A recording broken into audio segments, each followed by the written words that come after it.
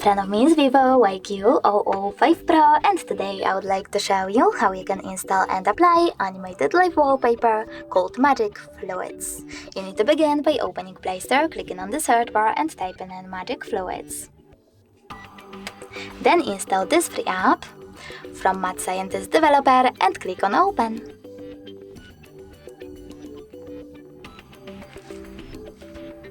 Now you need to click on those three lines at the bottom right corner after choosing Yes or Forbid in this Allow Magic Fluids to send notifications pop-up. Now select Settings and tap on I accept. Finally, you can adjust all of those wallpaper settings however you want to. When you're ready, tap on the top right corner and bottom one again. This time you need to choose Set as Live Wallpaper, click on Apply, and pick home screen or home screen and lock screen by selecting one of those options.